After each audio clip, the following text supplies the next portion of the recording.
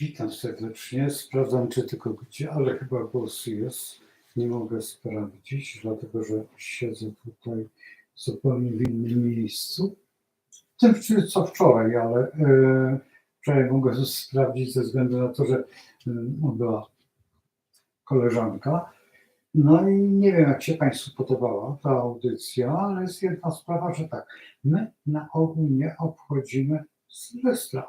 No, powodem jest to, że mamy Sylwester 21 marca i to jest dla nas największe święto. Drugi, ten jest ten wagowy. To, co wczoraj nadmieniła delikatnie. Dlatego my traktujemy to jako dzień zupełnie normalny. No i taki dziwny. No też właśnie dzisiaj opóźnienie jest ze względu na to, że no, bardzo blisko mnie osoba, no stało się nieszczęście, właśnie wróciłem prosto ze szpitala. No tak się stało i jutro będę musiał rano też pobiec, także muszę się zaopiekować, także no wiecie jak to jest, jak coś się dzieje, co nie powinno się dziać. Ale wracając tutaj do tej sytuacji, którą jedna osoba pytała się, chyba nawet już dosyć dawno, o kolory w astrologii. Jak to jest? No nie jest to takie proste. Dlaczego? Dlatego, że tak, mamy planety, mamy sektory, mamy znaki. I tu jest największy problem. Wiemy, że baran jest czerwony. Jaka czerwień? Bo tych czerwieni mamy od groma. Ale w założeniu, jaką czerwień byście wybrali? Najprościej mówiąc, strażacką.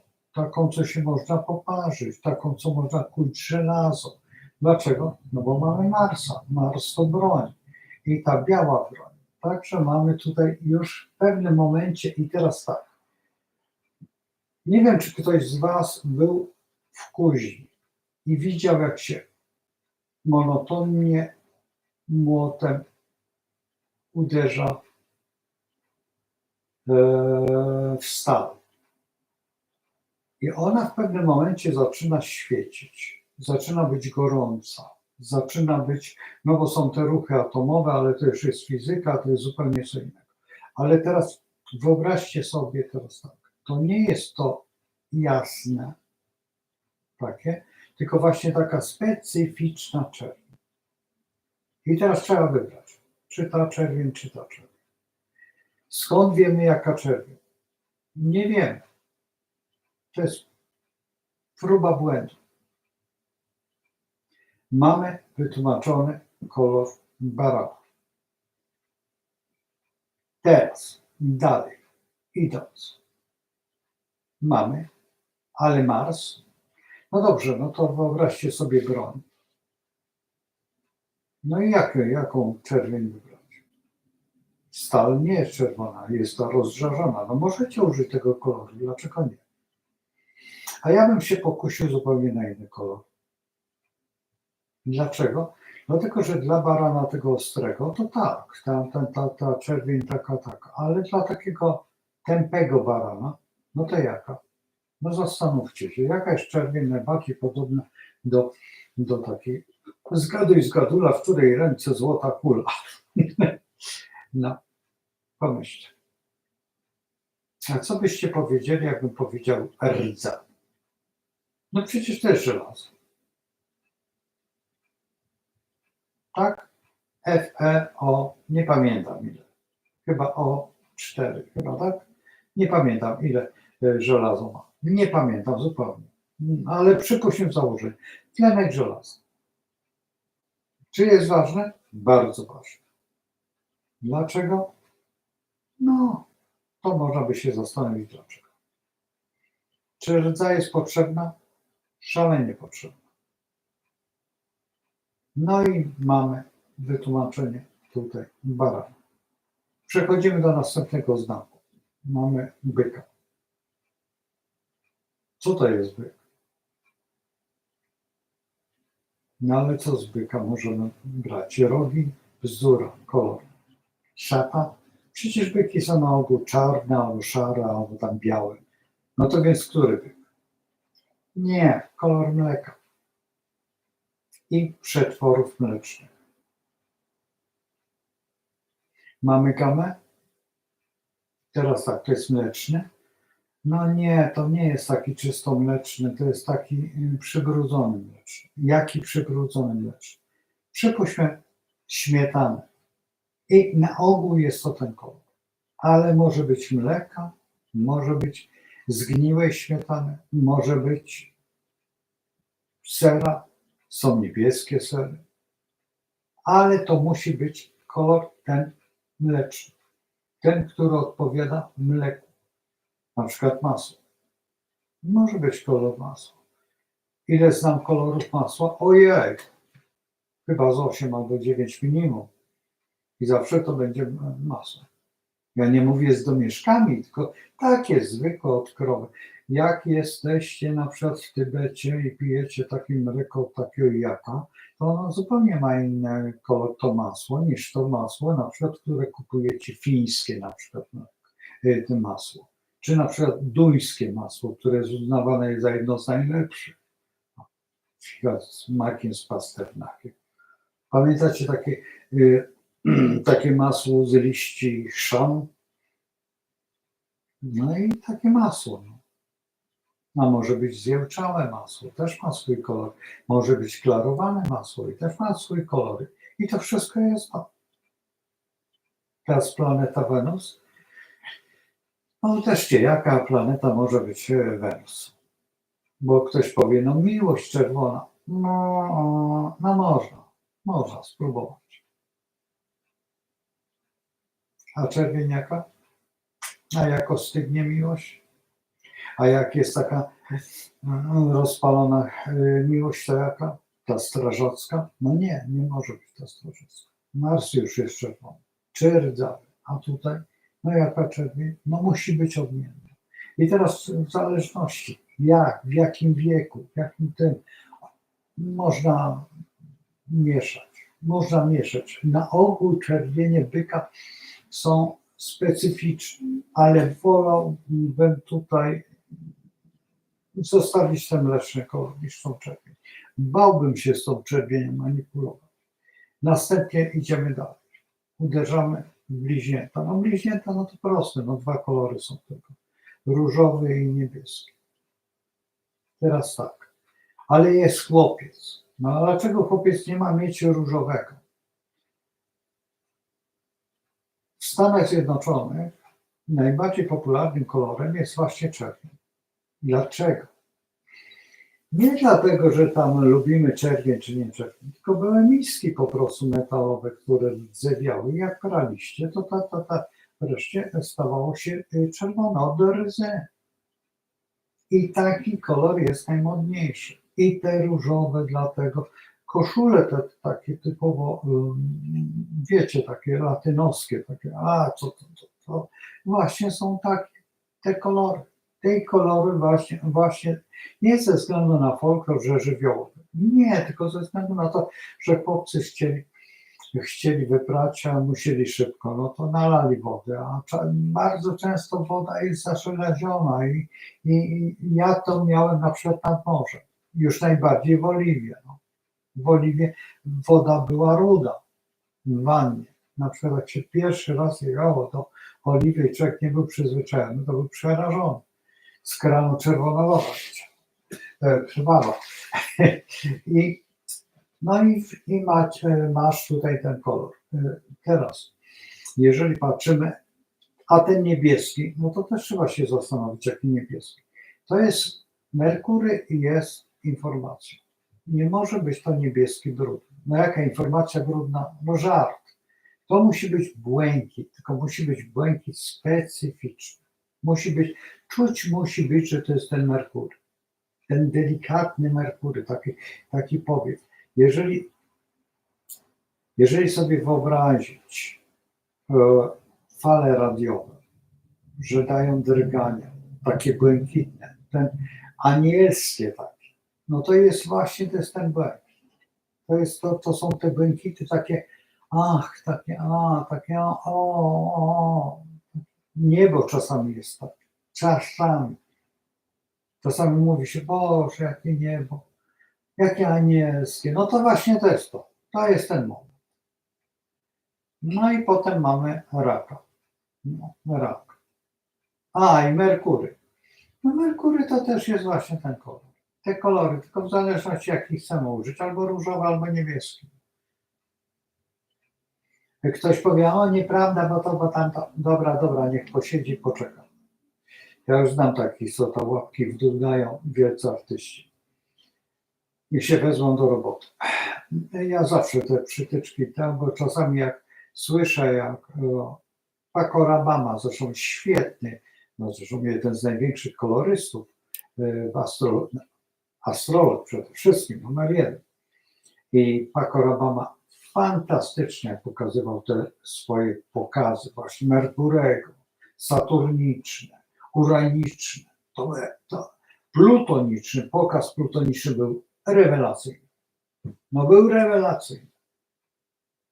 To się w dodatku w modzie, w tym wszystkim, to jest dopiero.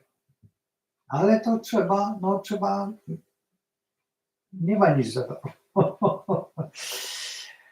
To tutaj. I będziemy rozmawiać na te tematy z wielkimi projektantami, wielkimi ludźmi, którzy naprawdę mają coś do powiedzenia w tym. Chociaż powiem szczerze, że nie za bardzo projektanci, jak ja miałem kiedyś chciałem taki wykład zrobić dla projektantów, akurat projektantów wnętrz. Oni łapali, ale łapali ci, którzy są młodzi, a ci starzy, o czym on tam będzie gadał, niech sobie popieprzy. A tu jest cała negocjacja. Teraz dalej, idziemy, rak. No rak, jaki kolor rak? No raka, jak ktoś widział raka, ale polskiego raka i widział gotowanego raka, to jest ten gotowany rak. To jest ten kolor. Nie tego raka żywego. Nie, to nie jest tego raka. To jest tego raka kolor. I znowuż mamy tak, czerwień i tu czerwień. Jaka to jest czerwień? No to sobie poszukajcie tej czerwieni. No trzeba naprawdę, to nie jest takie proste. Trzeba tą czerwień odnaleźć. To jest ten smak właśnie artyzmu, tego pięknego. To jest specyficzna czerwień.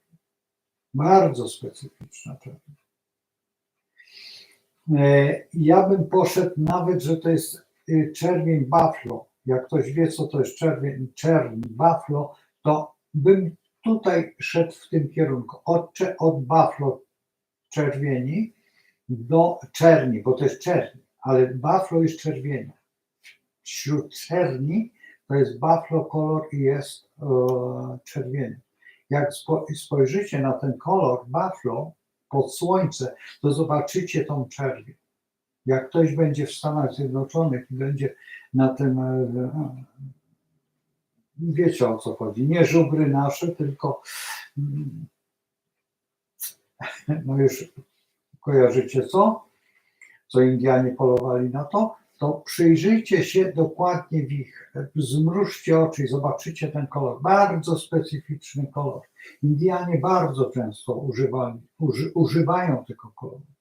To nie jest kolor czerwonej ziemi, to nie jest ten kolor, to też nie jest, to jest specyficzny kolor, bardzo specyficzny. Księżyc, no jaki jest księżyc? No srebrny jest, tylko to srebro nie jest czyste srebro, to trzeba znaleźć ten księżycowy kolor. To jest tak, jak jest taka pełnia i ten księżyc jest taki wielki. Kiedyś mój kolega właśnie mówił, że tak, słuchaj, nie mogę zrozumieć. Dlaczego jak byłem na szosie, to taki był ten księżyc wielki, a jak zszedłem na pole, był taki mały. Znalazłem się na... Ja mówię, słuchaj, temperatura, ruch powietrza, wiele rzeczy mogło być. Ale ciesz się, że widziałeś ten wielki księżyc, ten wspaniały wielki księżyc. I to jest ten kolor. Dobrze, idziemy dalej. Lew. No co to jest lew? Lew to jest, no wiecie o co chodzi. No. Teraz by ktoś powiedział, że na pewno złoto. Słońce jest złoto.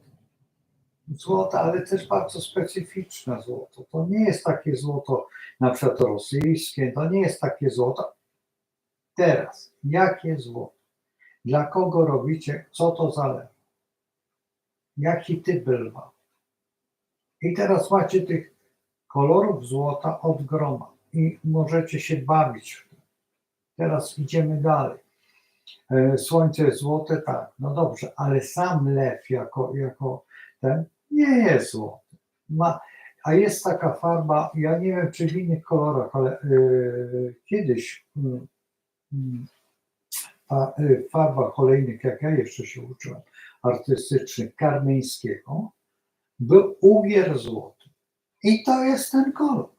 Ugier złoty. Czy to jest żółty, ale idący w taki lekki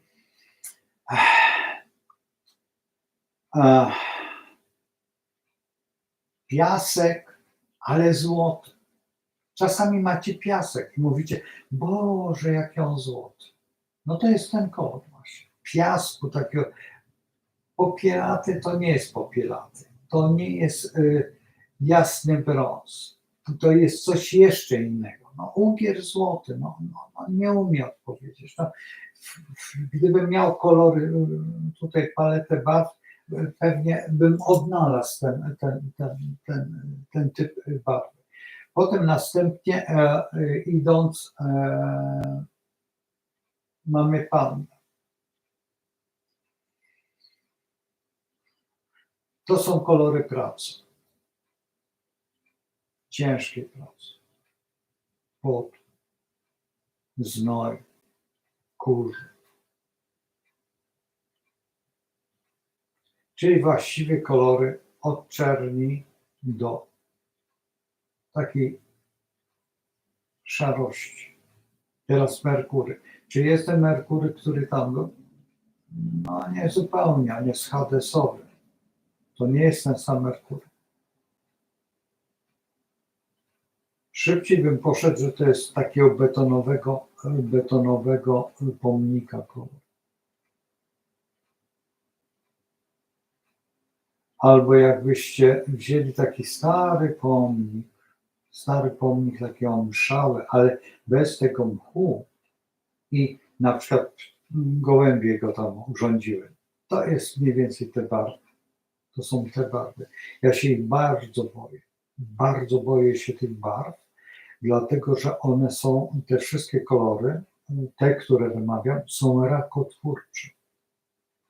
Jeżeli znacie kolorystykę medyczną, którą możecie też zastosować, i tutaj bardzo łatwo jest, bo dużo łatwiej jest w tej kolorystyce medycznej znaleźć znak, bo tam jest na przykład dla chorych na płuca, no to już wiecie, że które to są płuca, czy chorych na serce też wiecie, a ktoś ma owrzodzenia też wiecie, a ktoś ma, no tam każdą chorobę. I to są te kolory też możecie użyć. Dlaczego nie? Jeżeli chcecie stworzyć ten typ rodzaju mandali, czy działań na przykład, czy jakiegoś pokazu mody, no to dlaczego nie?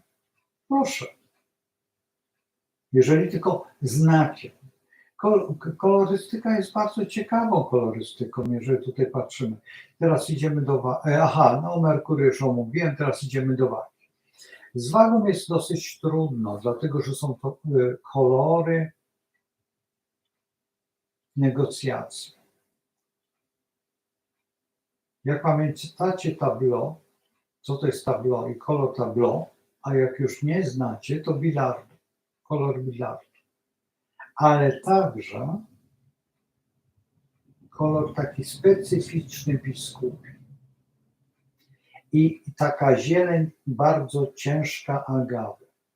A teraz Wenus. A jaka Wenus? I teraz wyobraźcie sobie, jaką byście wybrali sobie Wenus. No, ciekaw jestem, czy wpadniecie.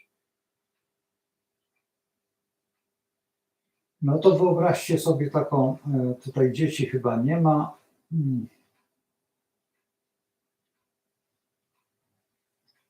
No można by powiedzieć, że kolor ust, który chce się całować.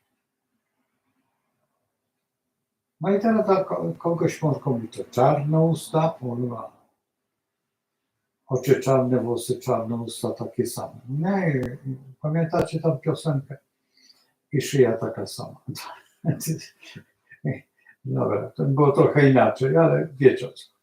I potem dalej idąc, no jest to czerwień namiętna. No. Namiętna czerwień. No.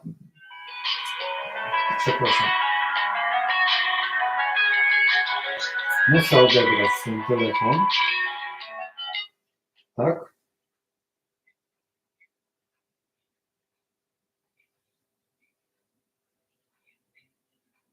Aha, no dobrze, te magnesy zostały.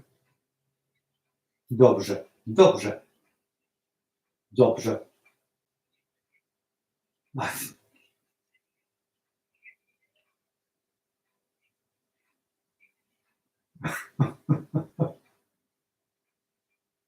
No rozumiem. Dobrze, dzięki wielkie. Jeszcze raz, dzięki. No dobranoc. No, dzięki. Musiałam odebrać ten telefon, to jest bardzo ważny telefon. No, słyszeliście troszeczkę, ale nieważne. To mój przyjaciel dzwoni. I teraz jedziemy dalej. Mamy wagę. I Wenus. No też macie. Skorpion. Też czerwień. Tylko jak? Zastanówcie się, jaka czerwień może być dla skorpiona. Bo to jest najprostszy kolor, jaki może być.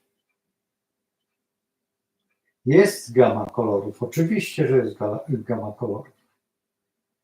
No, już kojarzycie, czy zupełnie nie. Już wam tam te synapsy pracują w mózgu, jaki kolor. I uważajcie, jest bliski wadze, ale nie jest wagą. Nie jest bliski wadze. Tam też występuje taka czerwień ciemna i tutaj też występuje ciemna. Wiecie jaka? Zaschniętej krwi. I teraz problem. Nie wiem, czy kojarzycie taki kolor kość słoniowa. U Karmeńskiego oczywiście. Właśnie to jest kolor kości, palonej kości słoniowej. I idziemy w czerwień. To nie jest bordo, to nie jest burak, to jest specyficzna czerwień taka. Jest taka czerwień. Taka bardziej do Halloween podobna. Ona musi zgrać. Ja na przykład otrzymuję tą czerwień, bardzo często malując tło na czarno, a potem na to czerwień. I ta czerwień przebija tą czerwień. I to jest właśnie taki, ale to musi być taki, nazwijmy to, zamszała czerwień, zgniła czerwień, ohydna czerwień, bo jest to ohydna czerwień. Ona jest czerwoną, ale jest taką wstrętną. Wiecie, że kiedyś był taki moment, IKEA wypuściła meble, te biblioteczki takie jak ja mam z tyłu, co za mną stoi. to wypuściła taką serię. Ja się zastanawiałem nad tym, czy tego nie kupić, bo jest to ładny kolor. Podobny do tego, co ja mam tutaj, tylko to nie jest jeszcze ten kolor. Ale już bliski, by musiał być jeszcze ciemniejszy. Ale taki, on musi być na pograniczu takiego jaskrawego, a jednak czarnego, bo to jest bardzo. A Pluton? No Pluton ma specyficzne kolory, bo właściwie ma, tu was zaskoczę, można podać jeden z kolorów ciekawszych, to jest platynowy. A w rzeczywistości Pluton ma taki dziwny kolor, ale to jest któryś z tych srebrzystych kolorów. I trzeba go znaleźć, trzeba go skonfrontować. Mamy Skorpiona. Idziemy do Strzelca. No Strzelec was zaskoczy. Strzelec jest kratką w rzeczywistości. Teraz, czy możecie kratkę szkocką użyć? Raczej nie. Czy warto? Też nie. Dlaczego? Dlaczego jest kratka? Pomyślcie. Jak widzieliście kiedykolwiek Jowisza, to Jowisz ma taki pas, on jest w ogóle taki pasiasy jakiś. I właśnie to jest ten moment takich meandrów. Ja kiedyś robiłem mojemu koledze obraz, to on mówi, skąd ty wiedziałeś, że ja lubię taki fidrygal? A ja mówię, a do kogo? Kto ci malował ten obraz? A to mniej więcej coś takiego jest, jakbyście mieli morę. Kiedyś takie poły były we frakach.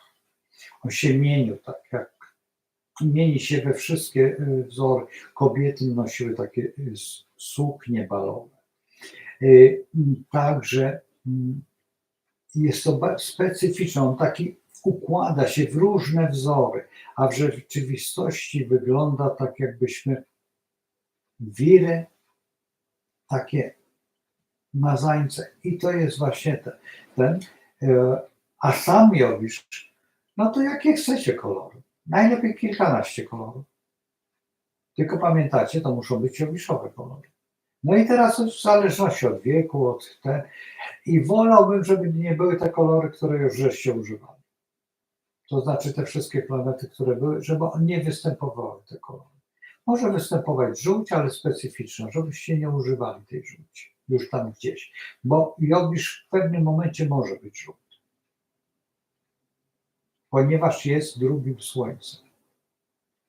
I jest taki medyczny bardzo, więc te kolory, które występują w medycynie, jak widzicie lekarzy ubranych, to w te fartuchy, to oni korzystają z tych kolorów.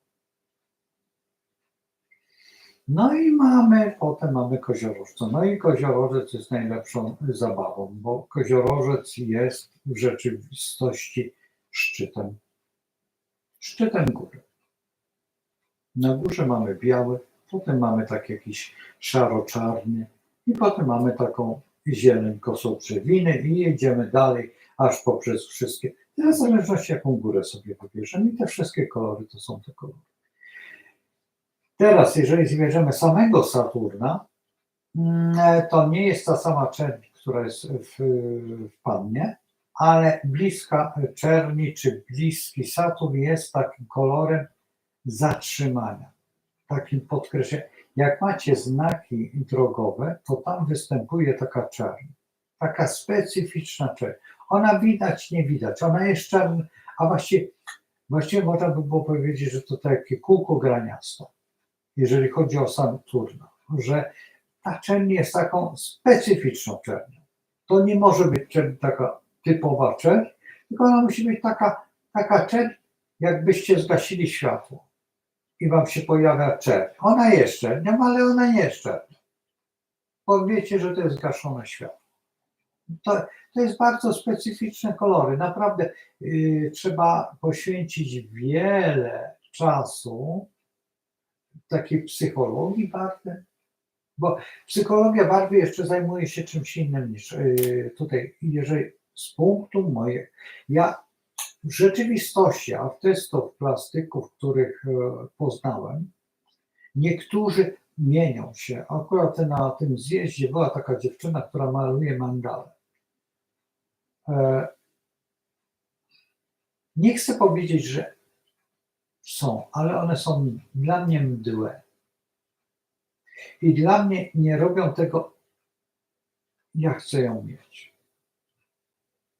Ona robi pokazy, nawet na Jasnej Górze robiła te pokazy i tam jeszcze gdzieś w tej duchowej sferze, bo można, na przykład można w tych mandalach się odnaleźć i naprawdę w tych mandalach można dużo działać. Najlepsza książka, jaka jest, to jest Carla Gustawa Junga, ta mandala. I to jest właściwie wstęp do astrologii właśnie tej intuicyjnej, kolorystycznej. Tak, to jest wstęp, to jest taka zabawa. Ale to jest bardziej potężna wiedza do sprawdzania uczuć u małych dzieci. I radzę bardzo ostrożnie z tym, bo możecie wprowadzić bardzo dużo złego. Ja uwielbiam wprost, jak mam dzieci, to biorę farbki i na każdy paluszek inny kolor i żeby one malowały. To jest moje ulubione zajęcie z dziećmi. Faktem, że wygląda to jak pobojowisko, jakby zabijali świnie. Makabra, wszystko jest uparcie. Ale trudno, dzieci się muszą bać. Najlepiej na trawie, słuchajcie, na jakichś stołach i potem szlauchem to. Ale to jest super zabawa. Jak macie takie i weźmiecie takie pastelowe wiadra i te dzieciaki, te paluchy i malują obłęd. Ja mam taki film, tylko nie mogę, bo są dzieci. Są dzieci, jak ja byłem, znaczy współdziałałem z takim stowarzyszeniem, nie pamiętam jak się nazywa to stowarzyszenie, ale była tam Ania, astrolog, moja uczennica i Ewa, druga uczennica. One otworzyły właśnie takie działania i to stowarzyszenie miało na zasadzie takiej modyfikacji myśli artystycznej. No i właśnie myśmy wprowadzili to malowanie. Fantastyczne. To jest coś przepięknego. Dzieci mają wyjątkową wyobraźnię. I najlepiej, żeby dzieci malowały jeden obraz kilkoro dzieci. Dzieci wtedy same siebie nakręcają, nie niszczą siebie. To jest najciekawsze, że one nie niszczą swoich dzieł. One pomagają sobie w niesamowity sposób. To jest fantastyczne doświadczenie. Jak jest tak 5 dzieci i malują obraz, stoi na sztalugach i one mają te łapki i one tymi łapkami albo pędzelkami malują, no to jest coś fantastycznego. I to jest właśnie takie powiedzmy dla mnie bardzo ładne. I teraz przejdźmy do następnego wodnika. No co to jest wodnik? No i teraz zastanówcie się, i wodnik, i uran.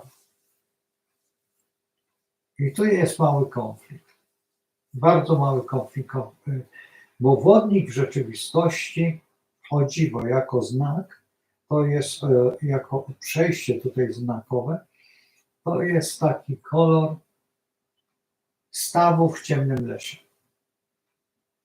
a właściwie źródełka. Pod Tomaszowem jest błękitne źródło, najbardziej wodnikowate.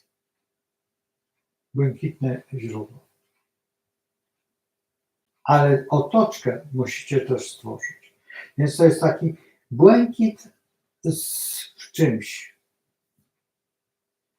A jeżeli chodzi o uran, ja najbardziej sobie cenię właśnie to błękitne źródło. To specyficzną, to już nie jest błękit, tylko to jest biel. To jest ta nieskazitelna biel, ale ta zimna, ta niebieska. I to jest właśnie ten problem, że trzeba tam, tutaj Merkurego macie, a tutaj macie to, a macie to, a macie to, a macie to. Przecież w koziorożcu też może wystąpić tak. I nie może być ta biel. bo to jest biel wody, takiego czego. Musicie czuć, że to jest źródło, że chce się wam napić. Czasami takie butelki są wody kryształowej, na przykład mają taki specyficzny diamentowy, to jest diamentowa biel. Czasami tak, czasami to jest specyficzna biel. Ona jest żywą bielą. To nie jest martwa biel, to nie jest ta, którą byście namalowali, ta zimna taka woda, że to nie jest Arktyka, to jest właśnie coś innego, czysta, idealnie czysta. No i to jest problem tutaj. Naprawdę jest to problem.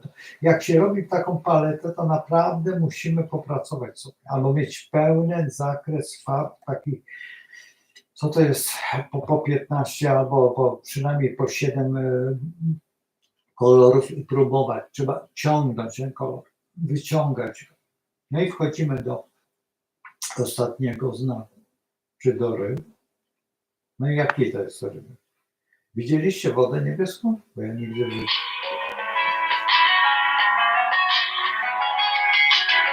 Beatko, później zadzwonię do ciebie. Za jakieś 10-15 minut. Widzieliście kiedykolwiek? Że to są selediny. Jak mi ktoś mówi, że to jest niebieski kolor ryby, no to ja dostaję choroby morskiej. W akwarium widzieliście niebieską wodę? Nie ma w ogóle. To jest taki specyficzny zdobycz. Oczywiście, że ona jest niebieska, ale to jest zieleń. Ta woda ma żyć. Morza nigdy. Jak macie kurtki amerykańskie, to jest ten kolor. Wojskowe, te marynarki wojenne. To się nazywa aprikos, czy jakoś ten kolor, tak jak go nazywają. To jest specyficzny kolor. To nie jest tej kurtki naszej, którą ja na przykład noszę, bo to jest brytyjska kurtka. Nie jest ten kolor. To nie są te kolory. To są tej złamanej, takiego idące w zieleń. Jakbyście algi spotkali. To jest bardziej ta woda. Taka, wiecie, zupowata, podczas upałów, taka waniająca. To jest ten kolor. To absolutnie nie znoszę, jak mi ktoś mówi, że jak malarze malują. I teraz tak, ja dzisiaj nie pokażę, ale któregoś dnia pokażę wam, bo akurat nie wpadłem na pomysł, żeby pokazać te kolory. Joffre. Znajdźcie sobie karty Joffre, albo Joffre bardzo ładnie to zrobił, chociaż tam nie przerysowane jest to. Koniec okresu Picassa, właściwie Salvador Dali. Jest takim malarzem specyficznym. Jak czasami widzicie, czasami u mnie na tych starych bardzo filmach są te karty Joffre. Ja się boję ich używać, bo boję się, że ktoś się przyczepi do praw autorskich albo do czegoś i pokazywać. No, wiecie, jak to jest. Na razie spokój, a potem nagle wojna. Dlatego wolę swoje używać. I teraz a Neptun? Neptun to już farmacja określiła, jaki to jest kolor. Ci mężczyźni, którzy chcą, a chcieliby, no to właśnie używają tych tabletek. To jest kolor tych tabletek. Bardzo specyficzny kolor. Ta jest taki błękit, specyficzny. Jak taki lodowy, zimny. Taki, wstrętny. Neptun taki jest. Takiego go malują. A co najciekawsze, że Pluton bardzo podobnie robi, ale to nie jest ten kolor. Ale jak sobie wejść, Pluton jest bardziej platynowy, taki bardziej taki srebrzysty, bardziej zbliżony bardziej do Księżyca, ale to nie jest Księżyc. No i teraz macie problem. No to są właśnie te problemy, że trzeba je rozwiązać na zasadzie barwy i dopiero potem rozpocząć zabawę. Jeszcze mamy sektory. Sektory też mają inny kolor. I teraz sektory w zależności teraz jaką chcemy budować formę. Czy idziemy tą duchową formą. Dużo jest u hrabiego Wrońskiego na temat, ale nie opierałbym się na nim. On nie jest jakby wielkim kolorystą. Nie wiem, czy Franciszek Pręgiel robił kolorystykę. Nie jestem pewien, ale gdzieś pamiętam, że była ta kolorystyka. Czy u Pręgla?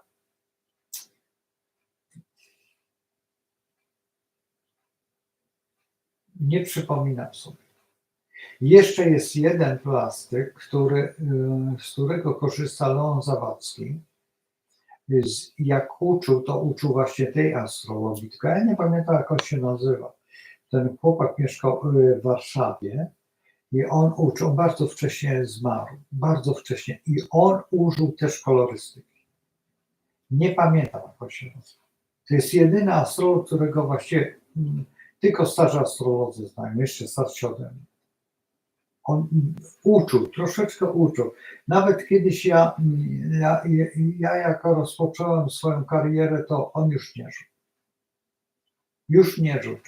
Czyli nie wiem, których w 90 latach chyba już odszedł. Możliwe, że on jeszcze wtedy istniał, ale mnie na tym poziomie jeszcze nie interesowała taka astrologia, tylko typu ja w ogóle nie wpadałem na to, żeby używać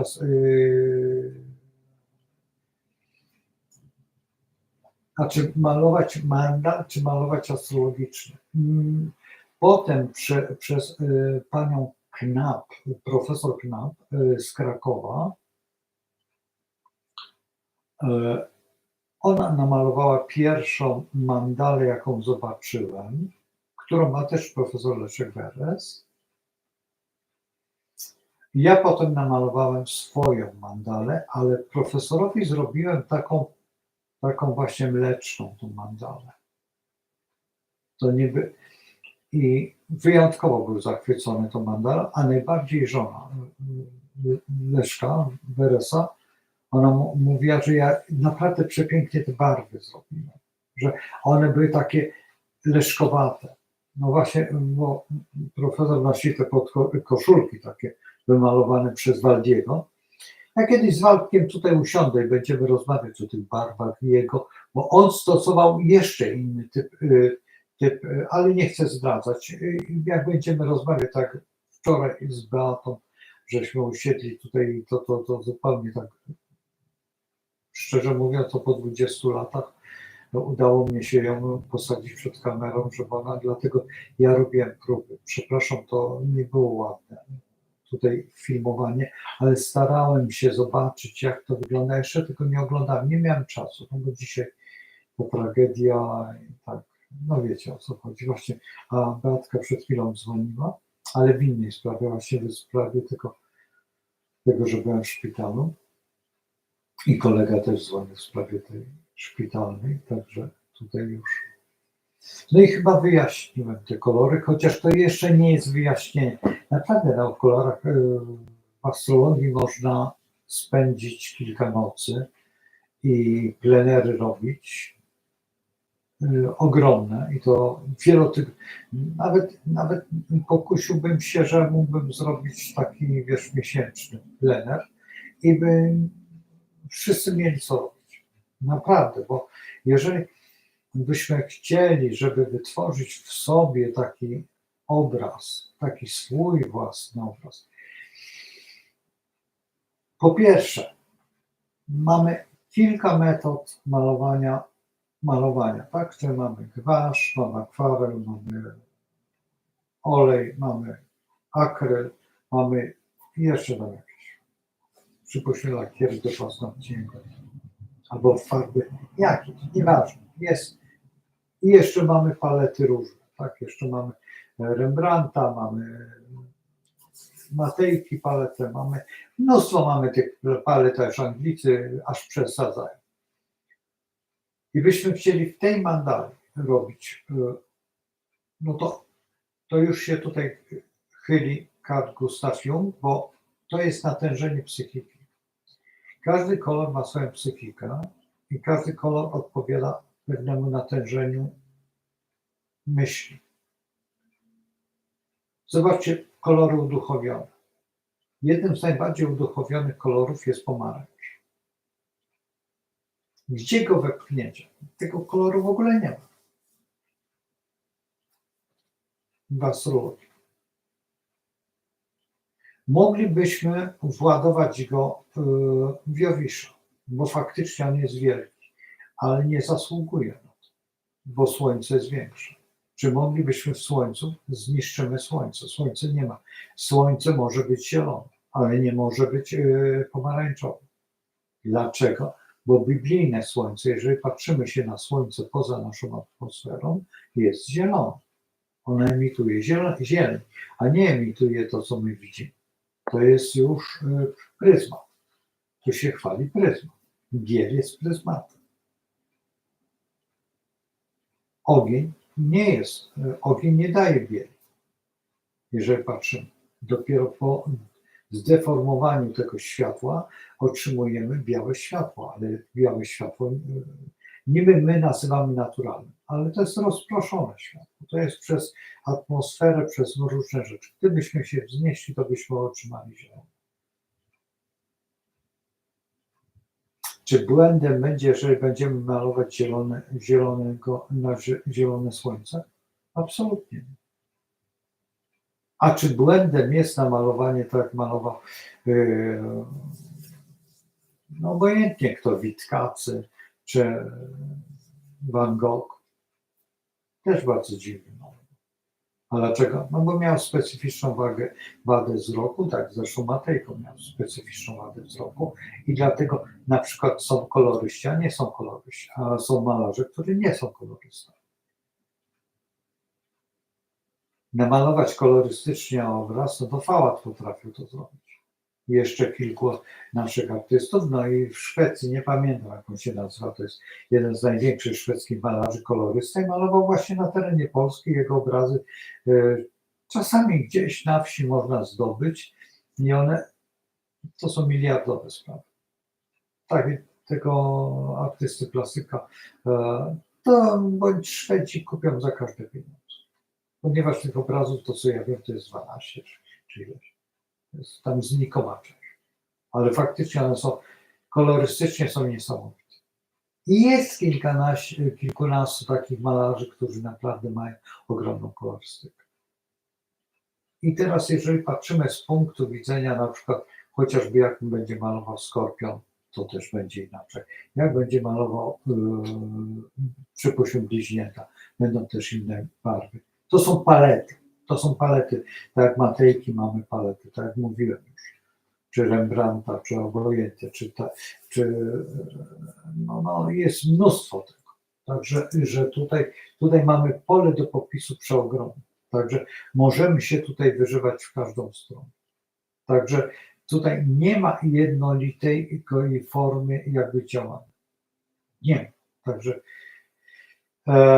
jeżeli chodzi, nie wiem, czy wyczerpałem temat, na pewno nie, zaznaczam, że nie. Jeżeli tylko ta osoba się odezwie, ale proszę dzwonić, co za problem zadzwonić, ja zawsze podpowiem, jak to zrobić, bo kicz też jest kolorem. I trzeba przyznać, że astrologia jest kiczem. Dużo lepiej z kiczu wyjść, niż wyjść z jakichś barw artystycznych. Bo w tych artystycznych nie, bo wtedy jest paleta. Paleta danego organizmu.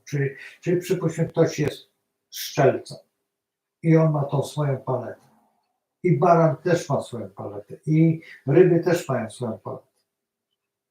I w tej palecie dużo łatwiej jest znaleźć wszystkie te kolory, te 12 kolorów, albo obojętnie co chcemy robić, bo możemy je mieszać, możemy je nakładać, przykładać, po widok robić. Mnóstwo jest tego. To jest po prostu wolność domku w swoim domku. Tylko musicie spojrzeć na ten obraz i powiedzieć: o Boże, rak. Ja mam taki obraz. Nie wiem, czy tutaj oglądaliście taki pióro malował. I pytam się, co to jest za znak? Jeżeli mi nie odpowie, każda strona wie, o co chodzi. Automatem. I są symbole, które automatycznie, nawet wam do głowy nie przyjdzie, żeby nie tymi kolorami malować. Znak stopu. Stój, bo idę. Macie kolory. Macie, dokładnie. I to są, czy to są astrologiczne, a jak to nie? To, że ktoś wymyślił sobie stop taki, no to dlaczego? No bo właśnie taki. Albo krzyż świętego Andrzeja. Świetny znak, świetny symbol. W drogach, a co dopiero w życiu. Także to jest życie. I nie ma odróżnienia tego od tego, tylko musicie czuć tą barwę, to zespolenie tych dwóch barw, jak ono wygląda. Uderz w rękę i zobaczysz, jak będziesz miał kolor tej dłoni, tej uderzonej. Sprawdź. Jest tego naprawdę, naprawdę wiele. To trzeba zobaczyć. To nie ma tak, że trzeba umieć opowiedzieć o tym. Zrób obraz i zrób ten obraz w intencji jakiejś. Jeżeli zrobisz go w intencji, każdy odczyta tą intencję. Jak malowałem, jeden z profesorów, no trzeba przyznać, że właściwie angielskiego, a właściwie teologii, profesor Pogonowicz, do mojej mamy powiedział w ten sposób, że moja mama powiedziała: wie pan, on maluje jakieś dziwne obrazy, w ogóle ja nie rozumiem. A on tak spojrzał na ten obraz, a to był słup telefoniczny lekko wygięty z takimi zwisającymi specyficznie drutami. I barwy były bardzo, bardzo dziwne. I on mówi, ale do mojej mamy, ponieważ to był przyjaciel mojej mamy, mówi, wiesz co, Haniu, o tym obrazie można wiersze i książkę napisać. Ja tu widzę przesłanie, ja malując ten obraz, szczerze mówiąc, to był obraz po wystawie Beksińskiego. Dokładnie po wystawie Beksińskiego. Nie chciałem go naśladować, bo nie miał takich obrazów, ale mnie zaintrygowało właśnie kiedyś widziałem taki obraz, gdzie były druty i na tych drutach były jaskółki, które jeżeli był muzyk, to mógł odegrać. A mnie chodziło o ten wiatr, o taki specyficzne to przesyłanie po tych kablach tej informacji, te słupy takie powyginane od tego wiatru monotonnego. Jeszcze wtedy Hasior robił te swoje organy w tamtych czasach, zrobił tam w górach, w tej dolinie. I ja byłem tym, widziałem te ptaki Hasiora też w Koszalińskim. I ja byłem zafascynowany takimi działaniami i właśnie namalowałem taki obraz. I moja matka wtedy tak troszeczkę zamilkła, no bo autorytet niesamowity, a ja urosłem do nie wiem jakiego twórcy. To było wspaniałe. I on mówi, wiesz co, Ryszardzie, widzę w tobie wielki potencjał, bo czujesz. I wtedy ja wpadłem na pomysł malowania matek Cruage.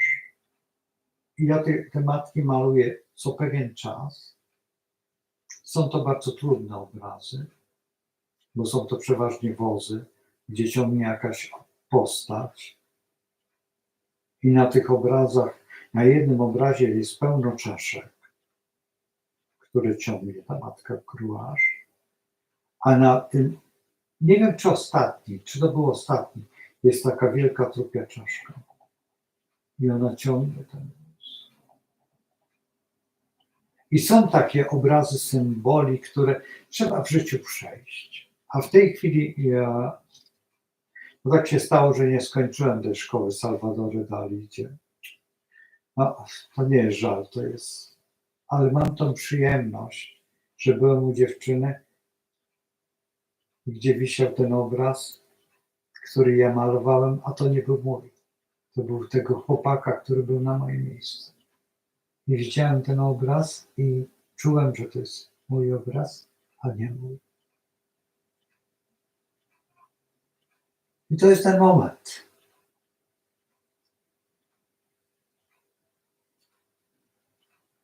Że wiecie, że jesteście warci czegoś. Że ta sztuka was pochłonęła. Że zrobiła z was. Że ktoś maluje wasze marzenia. Że ktoś je stworzył. Że jest ta reinkarnacja dusz. Chociaż my żyjemy oboje. On gdzieś tam w Houston. Właśnie to dziwne, że on mieszka w Houston. W tym moim mieście, gdzie ja miałem tam u profesora Debeki praktykować, gdzie miałem się z doktorem Burzyńskim spotkać i z wieloma jeszcze innymi lekarzami. Tak się nie stało.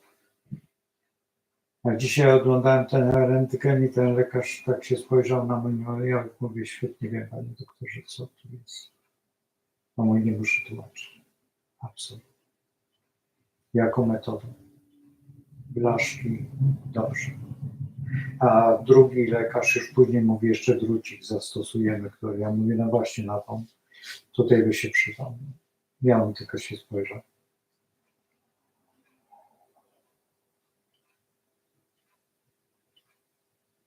Życie.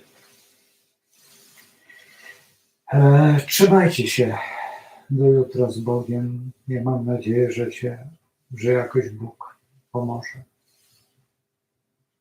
Wszystko w rękę Boga.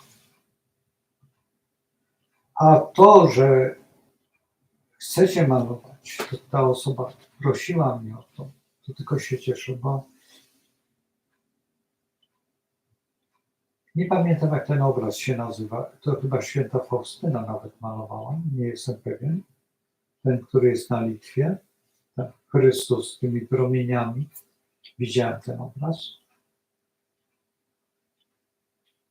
To jest, przepraszam za słowa, ale jest strasznym kiczem. Ale ma coś w sobie. Właśnie to jest to. To jest to, że czasami ten obraz, zresztą każda ikona jest czymś strasznym. Jeżeli patrzymy na ikonę, a jednak je kochamy. Jednak do nich się modlimy. I są tak nierealne, a tak piękne. A propos jeszcze, bo bym zapomniał o tym powiedzieć, na tym zlocie był taki chłopak z Wrocławia i malował takie małe mandale, czyli kosmogramy, właśnie pędzelkiem na deskach od ikon. Jest to dobry pomysł, bo faktycznie to nie malował, a pisał. Pisał ten kosmogram, wpisywał w tą ikonę i stawała się ona ikoną. Ja się dziwię, że profesor Nowosielski nie zrobił tego. Ale za to zrobił to, że te ikony podbiły świat latynoski. Latynosi poczuli te ikony. Tam jest to tango. Tam czuć ten ruch boski. Tam jest to, te wszystkie tańce właśnie latynosów. Ta samba. To wszystko jest tam. Tam jest. W tej barwie, kolorystyce, w tym wszystkim. I zawsze namawiam do tego, że jeżeli malujecie, to stwórzcie obraz, kiedy będzie on niezapomniany, grał. A jak go stworzycie? Może być to najgorszy kicz. A może on tak zagrać, że macie Nikiforów. To jest wręcz fantazja to, co on robi. On malował właśnie typy. To są typy obrazów typowo astrologicznych. Jeżeli się przyjrzycie, tam macie porę roku, porę dnia, tam jest wszystko. Tam jest zawarcie tego i powiecie, tak, to jest prostactwo. To jest prostactwo, to jest malarstwo, to prymitywne, ale w tym prymitywie jest coś. To, co zrobili do perfekcji aborygeni w swoich obrazach. Aborygeni doprowadzili te obrazy tymi kropkami i tym, że każdy aborygen na świecie, obojętnie gdzie on będzie mieszkał, odczyta ten obraz, a my jesteśmy tylko wyłącznie głupkami, bo patrzymy na to i nam się podoba lub nie podoba, a on tam zawarł całą historię. I to jest właśnie ten kosmogram, to jest ten wpis, to jest to, co możemy stworzyć na temat tej wiadomości. I to jest właśnie tutaj, to jest to boskie spotkanie z sztuką. To jest najpiękniejsza rzecz, jaka może być. Trzymajcie się z Bogiem, zostawiam was no chyba w tragicznym stanie, bo ja zaraz będę musiał dzwonić, zaraz będę cóż, samo życie. Ale Bóg czuwa. Do zobaczenia. Trzymajcie się. Dobranoc.